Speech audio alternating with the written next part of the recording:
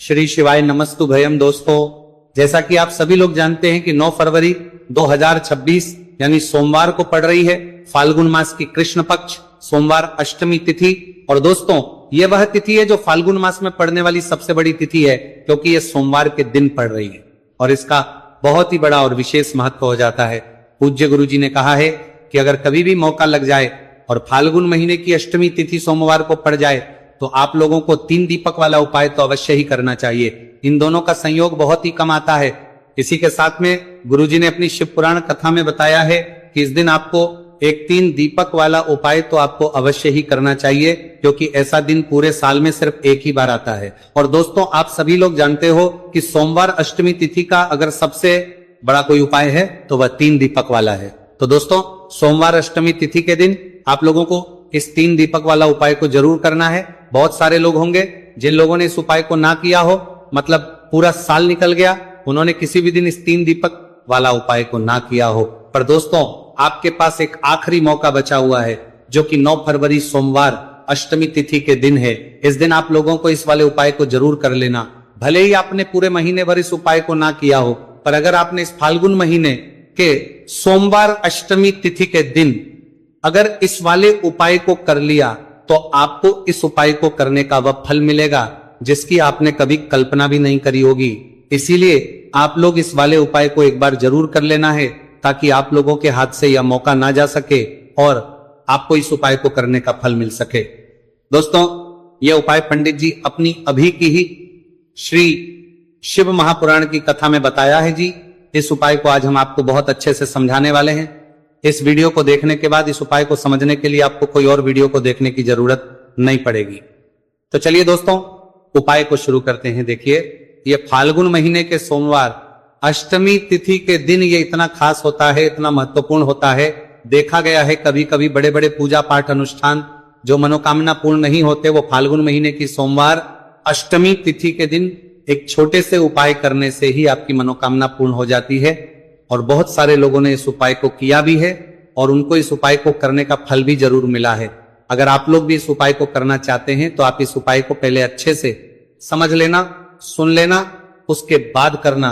आपको इस उपाय का फल जरूर मिलेगा और इस उपाय कर लेने से आपके घर में चाहे किसी भी प्रकार की दुख और समस्या क्यों ना चल रही हो, आपको उसका कारण भी नहीं पता है कि भाई ये समस्या किस कारण से चल रही है, उसका कुछ भी कारण हो सकता है, जैसे पितृदोष हो सकता है या किसी भी तरह का मंगल दोष भी हो सकता है। तो इस दिन आप लोगों को ये वाला उपाय कर लेना है। ये एक ऐसा उपाय है जिस उपाय को अगर किसी विशेष दिन पर किया जाए तो भाई उस विशेष दिन का जो है वो तो हमें मिलता ही मिलता है, पर हमने उस दिन पर इस उपाय को किया है तो हमें उससे भी बड़ा फल मिलता है और फल बहुत जल्दी मिलता है, क्योंकि आप इस उपाय को बहुत ही बड़े और विशेष दिन पर कर रहे हो। तो चलिए अब उपाय के बारे में बात करते हैं, लेकिन उससे पहले आप लोगों को यह जानना आवश्यक है कि आखिर ये उपाय किस समय करना है, किसको करना है और कैसे करना है। तो चलिए हम आगे आपको वीडियो में एक एक करके बता देते हैं, लेकिन उससे पहले अगर आप लोग हमारे चैनल पर पहली बार आए हैं या फिर मेरी आज पहली बार सुनना करते हैं रहे हैं तो हमारे चैनल को सब्सक्राइब जरूर कर लेना और इस वीडियो को लाइक करके कमेंट बॉक्स में श्री शिवाय नमस्तु भयम ओम नमः शिवाय जरूर टाइप कर देना। तो दोस्तों, इस 3 दीपक वाला उपाय को हमें इस सोमवार अष्टमी तिथि के दिन कैसे करना है, किसको करना है, किस समय करना है और कहां पर करना है, ये सारे सवालों के जवाब आपको इस वीडियो में मिल जाएंगे। और जो ये वीडियो देखेगा भाई, उसको 3 दीपक वाला उपाय करना चाहिए, क्योंकि इस दिन 3 दीपक वाला उपाय का भी बहुत ही बड़ा और विशेष महत्व होता है। और जब बात आ जाए 3 दीपक वाला उपाय की तो ये सोने पे सुहागा वाली बात हो जाती है और ये एक बहुत ही बड़ा उपाय हो जाता है इस सोमवार अष्टमी तिथि का। तो अब दोस्तों, इस 3 दीपक वाला उपाय को आखिर करना किसको है, सबसे पहले हम लोग वो बात जान लेते हैं। तो देखो, घर की जो बड़ी माताएं बहनें होती हैं, माताओं बहनों में से कोई एक बड़ी माता बहन इस वाले उपाय को कर सकती है।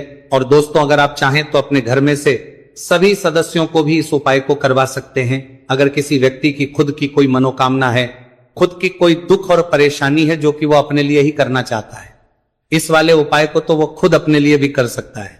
बाकी अगर कोई घर में से ऐसा है जो कि अपने पूरे घर परिवार की सुख और शांति के लिए ये वाला उपाय करना चाहता है, भाई वो भी कर सकता है, उसमें भी कोई दिक्कत वाली बात नहीं है। कहने का मतलब यह है कि इस उपाय को हर एक सदस्य भी कर सकता है और पूरे घर परिवार के सदस्य के लिए घर की बड़ी माताओं बहनों में से कोई एक माता बहन भी कर सकती है। माताएं बहनें अगर घर में उपस्थित ना हो या वो ये वाला उपाय ना कर पा रही हो तो फिर घर का कोई बड़ा सदस्य भी इस 3 दीपक वाला उपाय को कर सकता है, चाहे फिर वह पुरुष ही क्यों ना हो, उसमें भी दिक्कत वाली बात नहीं। उसके बाद में दोस्तों जो अगला प्रश्न निकल कर आता है वो यह आता है, इस उपाय को लेकर के आखिर इस उपाय को हमें किस समय करना है, सुबह के समय करना है कि शाम के समय करना है? तो देखो इस वाले उपाय को आप लोग सुबह के समय भी कर सकते हो और शाम के समय प्रदोष काल में भी कर सकते हो। अब अगर आप पूछो कि भाई सब सबसे उत्तम समय कौन सा रहेगा इस 3 दीपक वाला उपाय को करने का, तो हम आपसे बस यही कहा कि इस उपाय को आप सुबह के समय करेंगे तो ज्यादा बेहतर होगा। बाकी अगर प्रदोष काल शाम के समय भी करेंगे तो भी अच्छा होगा, उसमें कोई भी दिक्कत वाली बात नहीं है। तो अब दोस्तों जो अगली सबसे बड़ी और महत्वपूर्ण बात आती है वो ये आती है कि सुबह अगर हम उपाय को करेंगे तो हमें कितने बजे से लेकर कितने बजे तक के बीच में करना है, और शाम के समय प्रदोष काल में करेंगे तो हमें कितने बजे से लेकर कितने बजे के बीच में करना है। तो देखो सुबह जितनी जल्दी हो सके आप उपाय को करने की कोशिश करना। बाकी अगर किसी कारणवश लेट भी हो जाओ, थोड़ी देर भी हो जाए तो 10 या 11 बजे तक भी आप उपाय कर लेना, पर 12 बजे से ज्यादा देरी ना हो, ठीक है, इस बात का ध्यान रखना। उसके बाद में दोस्तों अगर शाम के समय प्रदोष काल की बात करें, प्रदोष काल का जो समय है होता है वो शाम के 6 बजे से शुरू हो जाता है। मतलब शाम के 6 बजे से लेकर 7 बजे के बीच का जो समय होता है, समय प्रदोष काल का समय होता है। तो आप इस उपाय को 7 या 8 बजे के बीच में भी कर सकते हो। मतलब शाम के 6 बजे से रात 8 बजे के बीच में आप कभी भी इस वाले उपाय को कर सकते हो, उसमें कोई भी दिक्कत वाली बात नहीं है। देखिए आज के इस पूरे वीडियो में हम 3 महा उपायों के बारे में जानेंगे जो कि आपकी अलग अलग मनोकामना की पूर्ति के लिए होने वाले हैं। देखिए इन उपायों के माध्यम से आपके जीवन में जो धन से जुड़ी समस्या है वह सभी दूर, नौकरी प्राप्ति में यदि आपको समस्या आ रही है, व्यापार अच्छे से नहीं चल पा रहा है, और साथ ही साथ जीवन की समस्त समस्याओं को दूर करने के लिए आपको ये चमत्कारी उपाय करने हैं। चलिए दोस्तों जान लेते हैं पहले महा उपाय के बारे में। देखिए दोस्तों यदि आपकी ऐसी कोई भी मनोकामना जो परिपूर्ण नहीं हो पा रही है, आप उपाय कर कर के थक चुके हैं, लेकिन आपको ऐसा लगने लगा है कि महादेव आपकी सुन ही नहीं रहे हैं, या फिर आपके घर में धन को लेकर बहुत ही अधिक समस्या है, और यदि आप चाहते कि घर में हमेशा सुख समृद्धि बनी रहे, देखिए दोस्तों इस उपाय को करने के लिए सबसे पहले तो आपको एक पीपल का पत्ता लेना होगा। देखिए अष्टमी तिथि का दिन है तो आप इस दिन पीपल का पत्ता पीपल के वृक्ष से तोड़ सकते हैं, और साथ ही साथ सोमवार के दिन और साथ ही साथ अष्टमी तिथि के इस महासंयोग में यदि आप इस उपाय को करते हैं तो इस उपाय का आपको 4 गुना फल प्राप्त होने वाला है। तो सबसे पहले तो आपको एक पीपल का पत्ता लेना, इसी के साथ में आपको मात्र थोड़ा सा शहद लेना है, इसी के साथ में आपको 7 यानी कि 7 अक्षर के दाने लेना है जो कहीं से भी टूटे हुए खंडित नहीं होने चाहिए।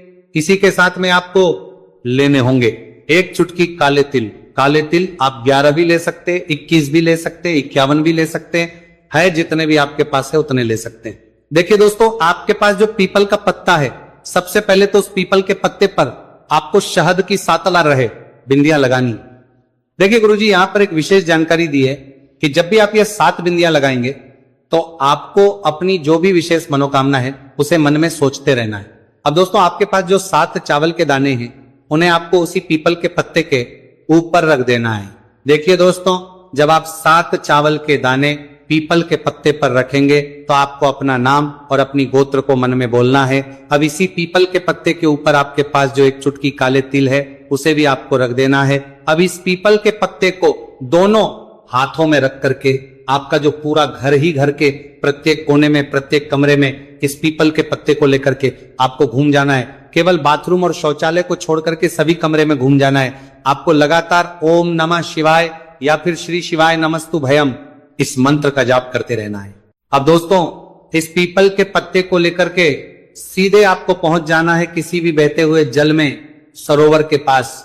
वहां पर अपना नाम और अपनी गोत्र को बोलते हुए और अपनी जो विशेष मनोकामना है उसे बोलते हुए इस पीपल के पत्ते को आपको जल में प्रवाहित कर देना है।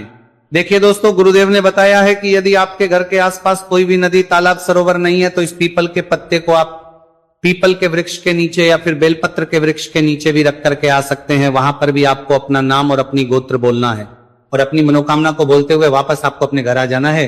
गुरुजी ने बताया है कि जो भी व्यक्ति 9 फरवरी फाल्गुन मास की सोमवार अष्टमी तिथि पर इस उपाय को कर लेता है, उसकी सारी कामनाएं स्वयं हमारे महादेव परिपूर्ण करते हैं। अब दोस्तों, हम जाने को प्रभारी परिपूर्ण करते हैं, लेते हैं दूसरे विशेष उपाय के बारे में। देखिए, इस उपाय के माध्यम से आपके घर में सुख, शांति, समृद्धि और धन संपदा हमेशा बढ़ती रहेगी। आपका जो दुर्भाग्य है वो दूर होगा। माता लक्ष्मी हमेशा आपसे प्रसन्न रहेगी। देखिए, इस उपाय के लिए आपको 3 दीपक लेने हैं। देखिए, पहला जो दीपक है वो आपको गोल बाती वाला दीपक लेना है और इस दीपक के अंदर आपको गौ माता का शुद्ध देसी घी डालना है।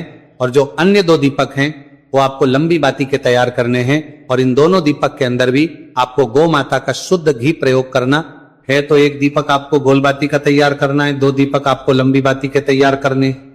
देखिए, गुरुदेव ने एक जानकारी दी है कि यदि जो आप लंबी बाती के 2 दीपक है उन्हें आटे के बनाते हैं तो इसका फल आपको 6 गुना प्राप्त होता है। अगर आप आटे का दीपक नहीं बना सकते हैं तो मिट्टी के दीपक ले सकते हैं, लेकिन गुरुजी ने बताया है कि आ का दीपक बनाएंगे तो आपको इसका 4 गुना फल प्राप्त होगा। अब दोस्तों, इन दीपक को आपको प्रज्वलित नहीं करना है। तीनों दीपक को सबसे पहले तो आपको लेकर के पहुंच जाना है, इससे 4 गुना फल प्राप्त होगा।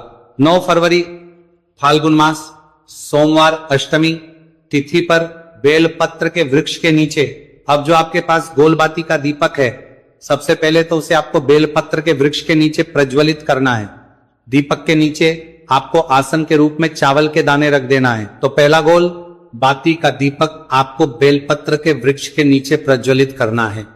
अब जो 2 दीपक बचे हुए हैं उन्हें आपको अपने घर पर लेकर के आना है। घर में जब भी आप प्रवेश करेंगे तो आपके सीधे तरफ आपको जो लंबी बाती का दीपक है इसे प्रज्वलित करना है।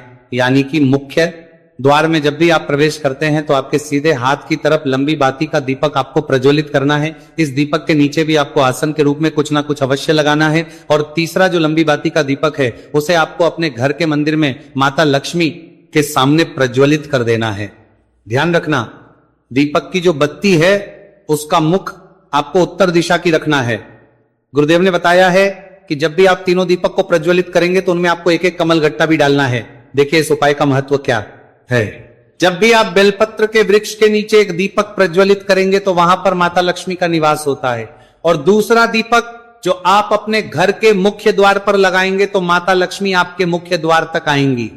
और जब भी आप तीसरा दीपक प्रज्वलित करते हैं तो माता लक्ष्मी आपके घर के मंदिर में निवास करती है। तो इस प्रकार से आपको यह विशेष उपाय भी करना है। हम जान लेते हैं तीसरे महा उपाय के बारे में। देखिए, इस उपाय के माध्यम से भी आपकी मनोकामना पूर्ति होने वाली है। देखिए, इस उपाय के अंतर्गत यदि आप अपना घर खरीदना चाहते हैं या फिर यदि आप अपने जीवन में मन चाहे वर्ग की प्राप्ति करना चाहते हैं या फिर यदि आप मन चाही नौकरी की प्राप्ति करना चाहते हैं तो ऐसी मनोकामनाएं को परिपूर्ण करने के लिए आपको यह उपाय करना चाहिए। देखिए, इस उपाय का फल आप 4 गुना प्राप्त होने वाला है क्योंकि कल अष्टमी तिथि है। देखिए, इस उपाय के लिए मात्र आपको 1 लोटा शुद्ध जल लेना है तांबे के पात्र के अंदर अपने घर से। अब दोस्तों, इसी के साथ में आपको मात्र 1 चुटकी हल्दी लेनी है। इसी के साथ में आपको लेना होगा 1 चावल यानी कि अक्षत का दाना। चावल का दाना कहीं से भी खंडित नहीं होना चाहिए। और इसी के साथ में आपको लेना होगा 1 लाल फूल। देखिए, फूल आप किसी भी प्रकार का ले सकते हैं, केवल आपको फूल जो है वो लाल ही लेना है। अब दोस्तों, सबसे पहले तो आपके पास जो 1 चुटकी हल्दी है, 1 चावल का दाना है और 1 जो आपने लाल फूल लिया है, उन तीनों को उस पात्र के अंदर डाल देना है। अब दोस्तों, इस कलश को आपको दोनों हाथों से पकड़ना है और इस कलश को सीधे लेकर के आपको पहुंच जाना है पीपल के वृक्ष के नीचे। ध्यान रखें दोस्तों, कल सोमवार का दिन है, साथ ही साथ अष्टमी तिथि की पवित्र तिथि है। तो इस उपाय को आप सोमवार के दिन कर सकते हैं। और इसी के साथ में आपको 1 गोलबाती का दीपक भी लेना होगा। देखिए दोस्तों, सबसे पहले तो आपके पास जो 1 लोटा शुद्ध जल है, इसे आपको पीपल के वृक्ष की जड़ में धीरे धीरे समर्पित कर देना है, हरिहर महादेव का मन में स्मरण करते हुए। और इसके बाद आपके पास जो 1 गोलबाती का दीपक है, इसे भी आपको पीपल के वृक्ष के नीचे प्रज्वलित आ जाना है। गुरुजी ने बताया है कि जो भी व्यक्ति इस उपाय को इस प्रकार से कर लेता है उसके जीवन में सारी मनोकामनाएं इस फाल्गुन मास के अंदर परिपूर्ण होती हैं। तो दोस्तों, ये थे पूज्य गुरुजी द्वारा बताए गए कुछ बहुत ही खास उपाय। अगर आपको जानकारी अच्छी लगी हो तो वीडियो लाइक करिएगा। मिलते हैं फिर एक नए वीडियो के साथ। श्री शिवाय नमस्तु। भयम।